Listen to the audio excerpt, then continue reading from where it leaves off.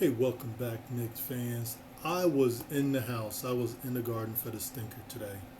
It's Valentine's Day, and so hopefully you guys had a great Valentine's Day. Hopefully you guys enjoyed it with your loved ones, and you guys had a good day. But I was at MSG tonight to watch this game, and it was a huge disappointment. I just saw this coming from the first quarter. I knew it was going to be an issue. You just saw the way the team was playing. And the reason I felt that way was because I think the average team on the Oklahoma City Thunder is these kids that we were playing against. I don't know if there's anybody on the court that was over 22 years old. You know, I don't think any of them was over 22 years old. I mean, that's just that's how little of a basketball IQ we have on our team. These kids on the Oklahoma City Thunder's team, there's some talented kids on this team, definitely true, but they don't really know how to play basketball. They're young, they're still learning, and the New York Knicks couldn't do anything with this squad.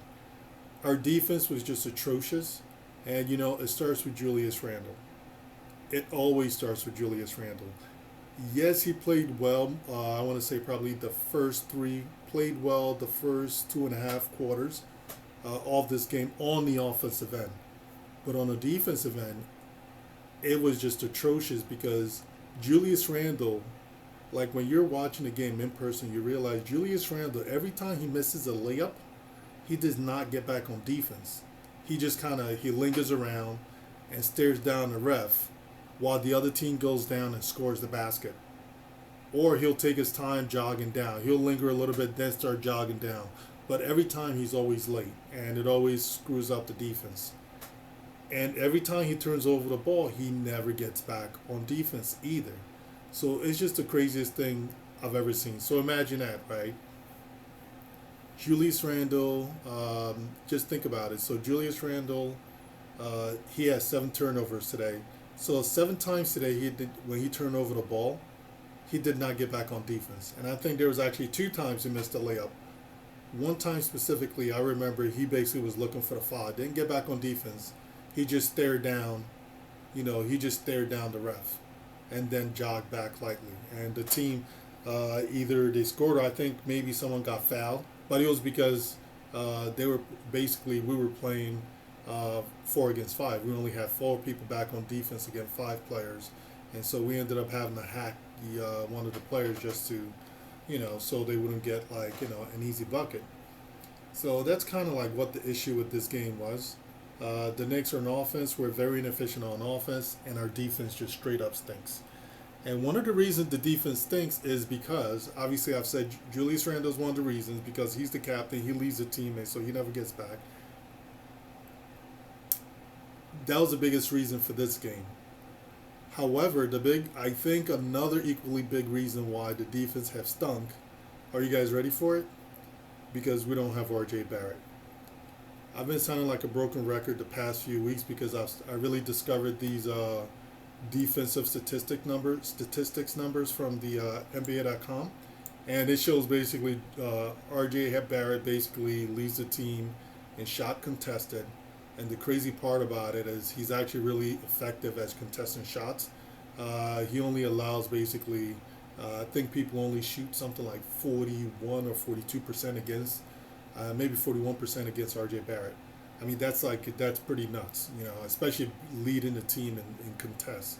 So that's a very good, sign for RJ. He's become a two-way player.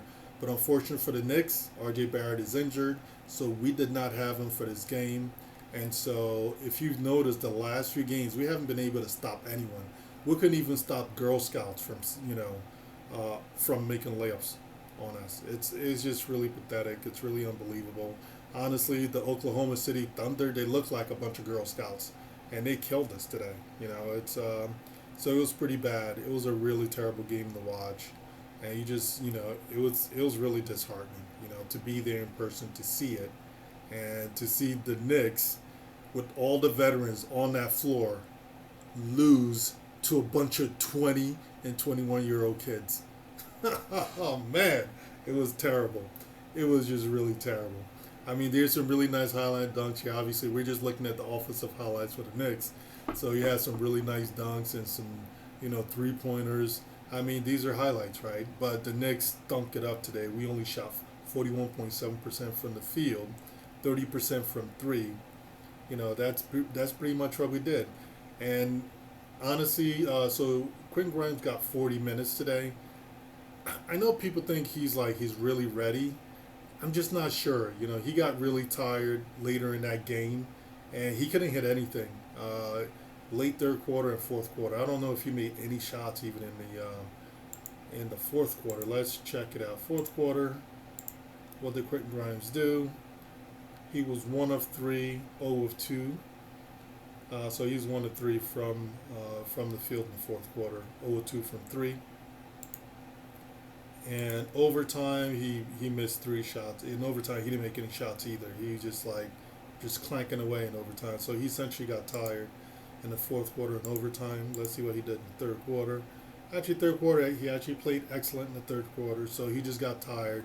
And so I just don't think he's really ready yet. He can't really fill it up the way Fournier can.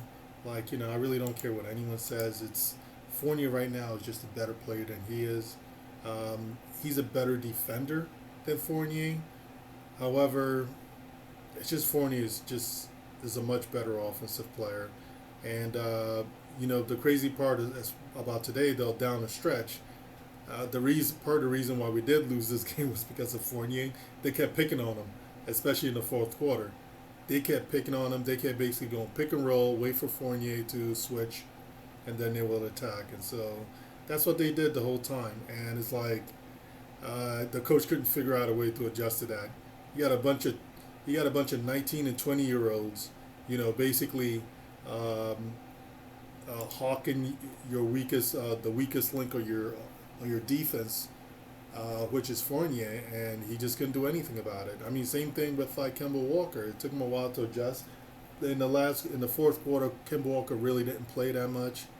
However, it was just I just don't even know what to say about this game, and and a lot of this falls on the coach, especially on the fourth quarter. In the fourth quarter, it's almost like they constantly go to Julius in the fourth quarter too. They keep going to him in that ISO, and it just doesn't work. But every time they go away from Julius and do something different, it works. And the problem with that is Julius, for some reason in the fourth quarter, he's been playing with a lot more pace, in the first 2.5 quarters, and then after 2.5 quarters, the pace starts to slow down, and he's not making quick decisions anymore. He dribbles a little more, turns over the ball more, and I think part of the reason why that could be because he's getting tired, and so that's where it also falls on a coach. Now, if the guy's getting tired, then you need to sit him down, because he's no longer effective, right? Give him a little more rest. Julius Randle played how many minutes today? He played 44 minutes today. Obi Toppin played 8 minutes today.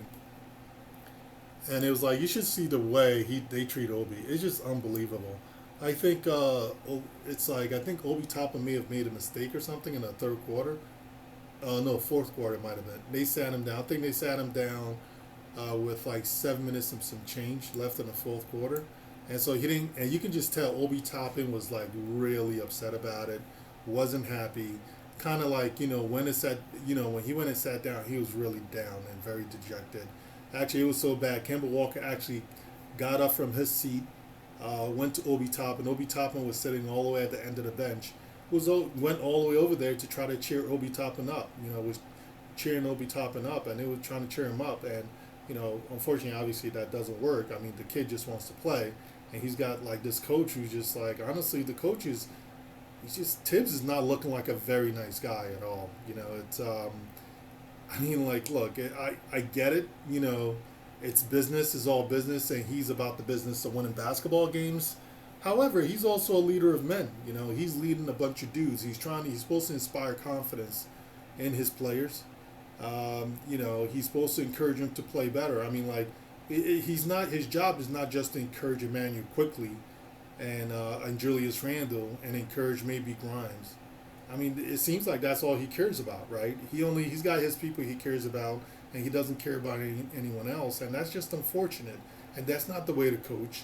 especially when you got a team full of like really young people, and a lot of these are very talented young people, and it's like it's really sad, but Tibbs is gonna, I think he's gonna lose these kids. I think, either um, if the front office doesn't do something about it, I think I'm after watching today's game, I'm very convinced now that either this front office is going to have to get rid of a lot of these young players, especially like Obi Toppin, or they're going to have to get rid of Tibbs.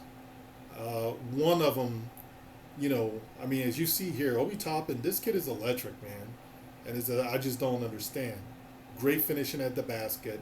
He's extremely fast, plays with a lot of speed and pace, and all he needs is like a good point guard. Honestly, he doesn't even need a great point guard. Right now, with what they have, they just need to run some damn plays for Obi Toppin. Give him some isolation plays. And it's like they don't even do anything for him. And so it's just, it's just really unfortunate the way, he's been treating this kid. And it's just not even cool at all. I'm not even, obviously, we're not there in practice. I'm not in practice, so I don't know how he treats, how he treats him, if he talks to him and tries to encourage him. But from the way he looks, he doesn't like Obi. I mean, you can tell he doesn't like Obi. He wouldn't even look at Obi. There's certain people, right? There's some players on his team he talks to. You can tell the players he cares about or he likes. Those are the ones he talks to. The ones he doesn't care anything about, he doesn't talk to them. He doesn't even look at them. He never looks at Obi. This whole game, unless if the only way he looks at Obi, if Obi's on the court. If Obi was on the bench, on the sidelines, or if they were in the huddle, he doesn't look at Obi. It's so crazy to see. The only people he looks at are basically, or even like acknowledges, or he acknowledges basically, I'm sorry, Julius Randle, Mitchell Robinson, Grimes, Emmanuel Quickly, and that was pretty much it. I can't remember if he actually even like talked. I mean, Kemba, of course, he's got a, I think Kemba and Fournier. I think they did talk. I did see them speak. I'm trying to remember what happened during this game in the huddle. It's a lot of things to try to remember. However, it's just like, but you can tell there's certain people like he just doesn't care anything about. Obi Toppin is one of them. He did not look at Obi Toppin at any point throughout this game if Obi was not on the court. Cam Reddish was another one he didn't even look at whatsoever at any point this game. And it was really crazy. And of course he wasn't looking at Miles McBride or Jericho Sims either. But it's he does not inspire confidence at all. Honestly, if I'm almost sure now. I just don't see Tibbs lasting. The only way he lasts on this team is they find a way to like pull off some kind of trade where they get rid of a lot of these young kids. That's the only thing I can think of, because he's not going to be successful here because he doesn't like to play. He doesn't want to even develop a lot of these young kids. He does not inspire confidence at all. And the crazy thing is his approach. I do feel like his approach. There is some good things to his approach where the way he goes about it, obviously I'm assuming they make sure they work with the kids over the summer, right? It seems like he talked about that. He worked a lot it looked like he worked with Obi and with Emmanuel Quickly over the summer. And he feels like, okay, they take whatever they learned over the summer and then see how they practice in preseason, obviously. And also, like when the season began, you kind of see how they're doing in practice. And if they really start to practice well and they're competing with other people, then they're ready to basically get some play time, to get some game time. And so, and I approve of that, right? I agree with that, that approach, to tell you the truth. And so that's why sometimes I kind of like, give him a benefit of a doubt when he doesn't play certain players a little, sometimes a little bit. However, it's just, everything else about him is not cool. He doesn't inspire confidence for these young players. I just don't like the way he's been treating Obi. I really don't. You can just tell he doesn't like this kid at all. he does not like Obi Toppin. I don't care what he says in press conferences. He doesn't like him. And so it's really unfortunate. And look, I am for consistency on this organization in terms of the coach. Um, but I'm kind of hoping they force him to keep working. Hopefully the young players keep developing. But honestly, I think next year, they need to hold maybe get to sort of like some kind of cruising altitude, keep working on these young players. However, I think next year they should, part ways with Tom Thibodeau after next season, because I just don't see, him, like, if you're trying to build the correct way and build like a good winning culture, his approach is not going to work. Even if these guys max out, right? We just don't have. This is not a good team, and it's not a good team because we just have too many weaknesses on the defensive end, especially on the perimeter. So if this, weak defensive team maxes out this year, that means okay, they might sneak into the play-in, right? And so if they sneak into the play-in and happen to win the play-in and somehow sneak into the playoffs, the real playoffs, and then get eliminated in the first round again, that means you're going to have another. We're going to have another basically crappy pick. And so, I mean, if you just keep having these crappy picks, you're just not really going to get anywhere, right? And so he's playing these veterans; they're just not very good. And let's say we get lucky and make it into the playoffs and get bounced in the first round, then we get stuck with maybe like the 15, 16, like 16 or 17 pick or something like that. I mean, that's not doing anything for us. Yeah, they've sort of drafted well, but they've been drafting good role players. They haven't drafted like any stars yet, right? Obi Toppin is the one that I think that could be a star. Obviously, RJ Barrett is the other one that's probably going to be a star. But that's pretty much both of them. That's it. And then Mitchell Robinson is possible he's going to be a star, but they need to really work on with him in the offseason. And I don't know if Mitchell Robinson is going to be disciplined enough and is going to listen and do what he needs to do to improve his offensive game. Because that's the one thing I still have to, I'm still yet to see. Yes, he listens when season begins. He listens to the coaches, but is he going to listen to the team when the season is over?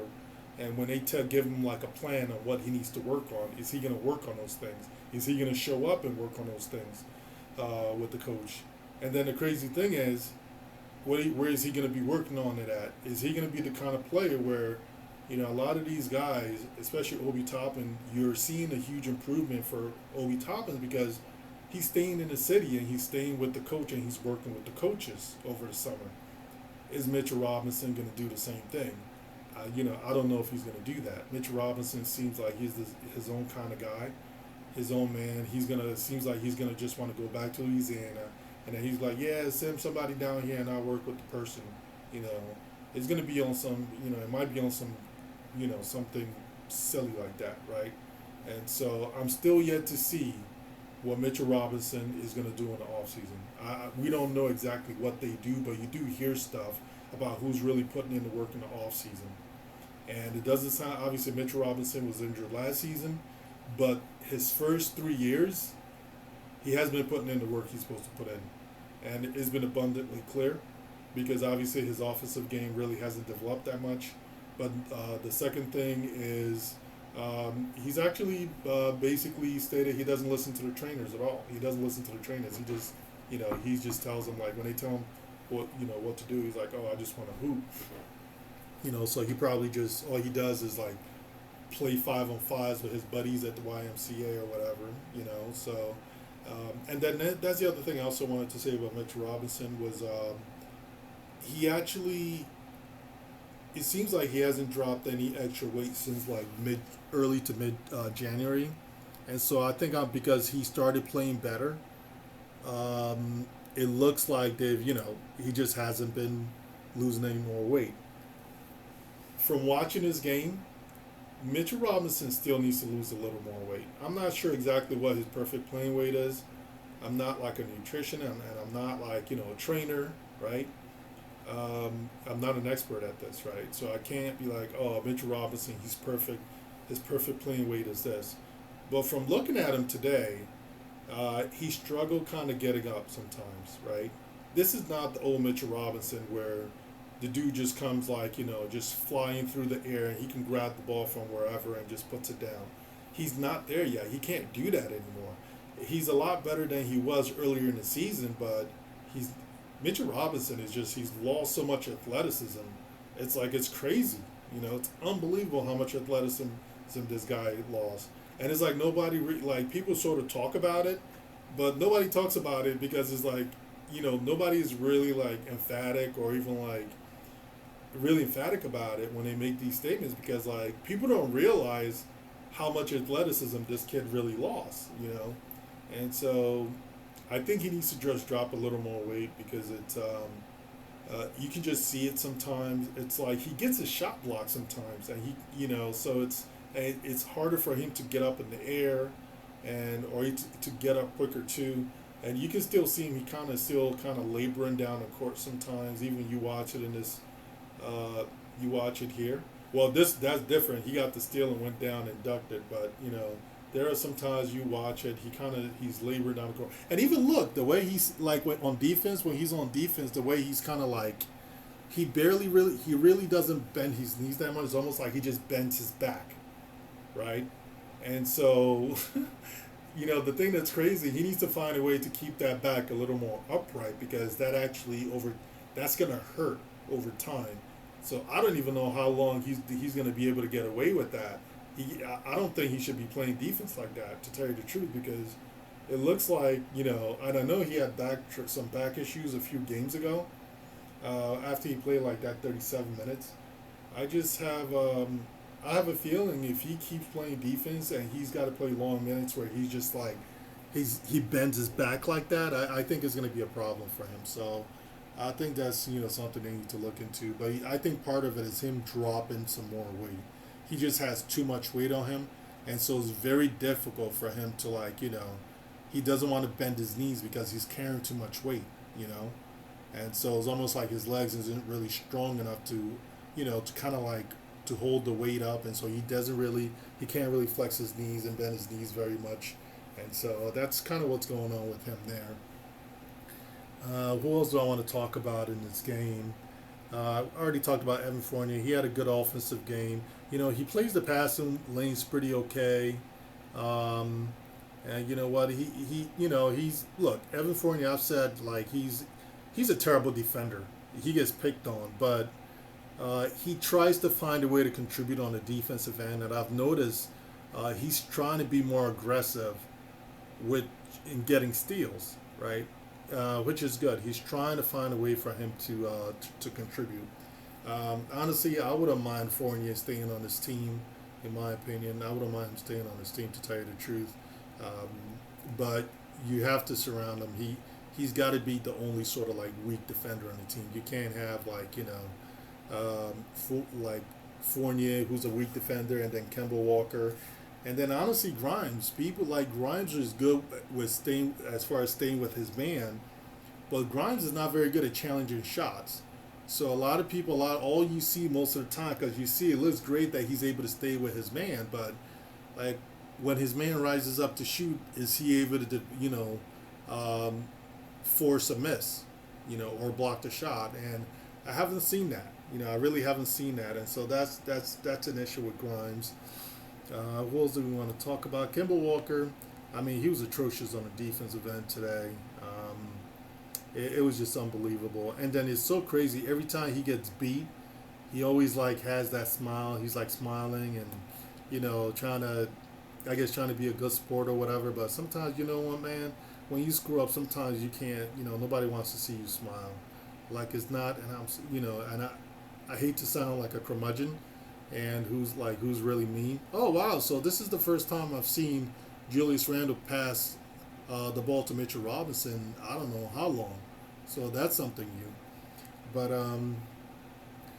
so yes, I was there to watch the game. But as you can imagine, when you're at the game, you got to buy beer, you got to go get some food, and so I did miss some parts of the game. But it's But yeah, so back to Kemba Walker. Not to sound like a mean bastard or anything, but sometimes when you make a mistake, um, I don't know. Maybe you shouldn't smile, because it just I think you could like I was in section 215, like in the upper deck or whatever, kind of high up, and I could see that guy smile from all the way up there. I was in row one, like of 215, row one, seat one, 215, and I could see his smile from all the way up there. I'm like, oh Lord, I was like, please don't smile, especially after you get beat off the dribble. Somebody takes you to school and one, and then there's no need to smile. And Alec Burks, he had a terrible game today. 3 of 11 from the field, 27%. Defense, it was hard to gauge. I really have to look at the defensive stats to kind of get a better idea how he did on the defensive end. A lot of what I saw on the defensive end today, it was just like they actually, no one on the Knicks was really stopping anyone. It's like the Oklahoma City Thunders. I think just about all the players got whatever shot that they wanted to shoot. If we go look at their stats, everyone on this team. So out of everyone who played on the Oklahoma City Thunders, only 1, 2, 3 had a bad game. Now, if you look at people that played over 20 minutes, it was 1, 2 players that played serious minutes basically shot poorly. And it was Polchashevsky or whatever the kid's name is. I'm sorry, Polkashevsky. Apologize if I pronounced that incorrectly. And Aaron Wiggins. Everyone else basically played really well. And it's not like these guys shot them out of the game. Polchashevsky only took 6 shots and Wiggins took only 5 shots. But everyone else shot really well. So that's essentially, what was that? 11 shots out of 96 shots, right? And so basically, what are you looking at? 85 shots. So it's like the rest of the team basically shot the whole team shot over 50%. But if you exclude those 2 people, their team shot probably like 55%. So it was really, so it's like, I don't think anyone on the Knicks actually played well on the defensive end. Julius Randle was atrocious. Mitchell Robinson, I don't think played that well defensively today either. I'm trying to think. He had early in the game, he had some really nice blocks, and he like kind of made his presence like felt early in the game. Oh wow, Mitchell Robinson, they had him playing 40 minutes today. That's a smart move. I can't believe that. So that's another thing. I mean, here you go again with this coach. Mitchell Robinson, he should not be playing over 30 minutes a game. Even if it's overtime, to tell you the truth, that's something you need to be careful with. You look at, I keep saying this, every team that has injury-prone center, if you look at Capella, you look at Gobert, you look at Turner, they don't average more than 30 minutes a game.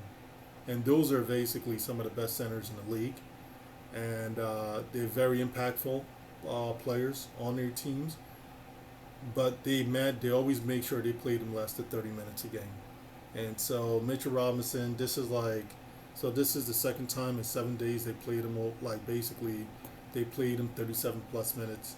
That's not a good sign. So I wouldn't be surprised if Mitchell Robinson, if they keep him out the next game because he's got a sore back or sore something. So, it's just another thing with this coach. It's like he doesn't care. I don't know if people really understand what he's doing. He knows. They know these guys have issues, injury issues. And he knows he's probably shouldn't be playing Mitchell Robinson more than 30 minutes, but he doesn't care. And that's like, I think that's just, there's something a little extra wrong there. I get it. He's a win at all costs kind of guy. But win what? Like get into if we're lucky, we get the play-in. And you risk all that for you risk your future the future of the organization. Like, you're risking RJ. You already risked RJ Barrett. You risked Mitchell Robinson last week when he played him 37 minutes, and then he had to sit out the next game. And now you're playing 40 minutes again, and he's going to probably have to sit out again. Now, if this becomes a chronic issue, then all of a sudden Mitchell Robinson is like a rolling basketball player, and that's because you're not supposed to play these kind of centers over 30 minutes a game, but yet you don't care and you're just going to do it anyway because you're trying to win. And trying to win what? I don't know. I don't know what he thinks he's going to win this year. I don't know why he thinks if he thinks he's going to make these guys tougher, make Mitchell Robinson any tougher by playing him 40 minutes. Not at that weight. Number one. Number two, he's an injury-prone center. That you don't need to try to make him extra tough. You need to manage his minutes. And so, honestly, I'm thoroughly convinced now that this guy really, I'm thoroughly convinced they need to part ways with him next year, and they need to find a way to force him to work with these young players. They need to take advantage of like the things he is good at. Obviously, the culture, the hard work culture that he's setting. Obviously, accountability, that's bullcrap, right? Because he doesn't hold everyone accountable. He doesn't hold he definitely doesn't hold Julius Randle accountable.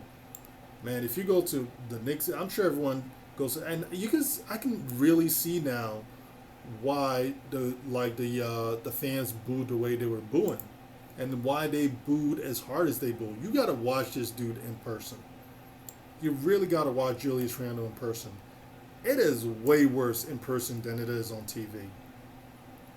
Right? It's unbelievable. It's really unbelievable. It's like he's just sitting down there, he's staring down the refs, and everyone is like, and just leaves his team hanging on the defensive end. And the coach never does anything about it. But Obi Toppin, if he breathes the wrong way, he gets pulled. It's crazy. Obi Toppin got 8 minutes. I am thoroughly convinced. Either they it's so if even if they trade Obi and the young guys, they're not gonna get anything that's gonna put this team over the top. This trade season shows definitely one thing. They might be able to make some interesting moves here and there on the edges, right? Like how they were able to pick up Derrick Rose, something like nobody was really looking because Derrick Rose was so devalued because he was with the Pistons. They can pull off some stuff once here and there once in a while. But the real big trades, players of real value, these guys, they're not going to be able to do it. At least not with the pieces that we have. Thibodeau obviously doesn't like Obi Toppin. So now if you're saying you're committed, Thibodeau is with this team long term, and you want Thibodeau to take you all the way, who the hell on here are you going to trade to get a superstar? You definitely can't trade Obi because the coach doesn't like him. So Obi's not even getting the minutes. Any idiot on another team, any idiotic GM, I wouldn't trade for Obi. Just let Knicks keep doing what they're doing and just get Obi in the free agents market. Or they're like when they're supposed to offer Obi an extension, maybe next season, he might be doing an extension. They'll probably just wait till next season. And request have them trade Obi and offer them like a late first for a budding star. There's no reason for you to they're not going to be able to get anyone for these young players because they just don't want to showcase the young players. They don't want to let them shine in the games. And that's the other thing with development. Yes, showing that you know how to do the work in practice, and practicing well is one thing.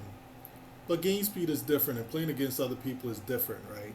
And so you need to give these guys a chance to get experience playing the real game. And Obi Toppin is the kind of player you just got to let him play. You really got to let him play a lot of minutes. And one thing that's very clear about Obi Toppin, the more he plays, the better he plays. The more comfortable he gets, the more things he does. So that's very clear about Obi Toppin. But the coach just doesn't want to do that. But he does want to play Emmanuel quickly. 14 minutes, and have him shoot 0 for 7. And he ruined Emmanuel quickly. Had this kid play, he's got got this kid, thinking he's a point guard. This kid is not a point guard. It was funny. Actually, during the game today, I took a short video. Emmanuel quickly was just hitting just about everything. Every shot he was taking in practice, he was hitting like all of them. And that's the reason why they kind of let him shoot threes as much as they do, even in the game. That's why you don't see the coach yelling at him when he misses these threes, because obviously it's something mental and it's related to him playing point guard this year. So they've kind of gotten him off, off his groove, and they're trying to get him back into the right frame of mind. I did notice today they had him playing off ball quite a bit in some cases, especially when he played with Burks. They had Burks initiating the offense a lot as well to try to get him going. But it might be too late this year to get Emmanuel quickly going. Might need when Derrick Rose come back, maybe you'll see it. But when Derrick Rose come back, in my opinion, they should insert him into the starting lineup. But Kemba Walker, have him coming off the bench. Actually, let me rephrase that. This is when I was thinking, okay, they should basically, if they want to fight for a playoff spot, I think they should stop fighting for a playoff spot. They actually should just play the young kids, in my opinion. They really should. They should just play the young kids going forward and just do that. Play McBride, get this kid acclimated to the point guard position. Play Cam Reddish, Emmanuel quickly. Limit Julius Randle's minutes. They need to find a way either to make it even with Obi, or flip it. They got to do something. They got to play Obi Toppin if they're smart. So that's just what they have to do. This was just a terrible game again. They lost to the New York Knicks. Had basically the average age on the floor for the New York Knicks was maybe like 20. Like to close the game was, I want to say, 26, 27. That was the average age for the New York Knicks on the floor to close the game. The average age for the Oklahoma City Thunders on the floor was probably like 21. It was like maybe 20. It's unbelievable, And they lost that game. And so that's what happened today's game. I mean, this is a very long, and now it's not even analysis. This was a dang rant. This was a rant, because that's how bad this game was. And so, well, that's why I do these videos. I do it just so I can get my thoughts out there. Just to say it. And so I appreciate you guys watching. Let me know what you think. Comment below. Please comment below. I do appreciate the conversation. And like and subscribe. I haven't gotten I think I got one subscriber in the last maybe month. Like all the subscribers I have, I got them maybe, because I've had this channel for maybe a little over 2 years now maybe. And yeah. And so, man, I'm just kind of stagnating right now with this channel. And it's because I think, I dropped off. I wasn't as consistent as I should have been. But I'm back on it now. And, I really hope you guys, like, the content I'm putting out. Or just give me some suggestions on, what kind of, what you guys want me to talk about, actually. I can talk about just about anything on this team, especially when it comes to statistics. If you guys are curious about what you guys think the most optimal lineups are, maybe if you guys want to pick a game in the future, if you guys are interested in a specific game and you want me to see what the most optimal lineup for that game is, I could basically put something together and maybe talk a little bit about the method I use to pick the lineup. It's a little statistic, but nothing too heavy. And then we'll just talk about the stats that I use. And I'll keep it pretty simple.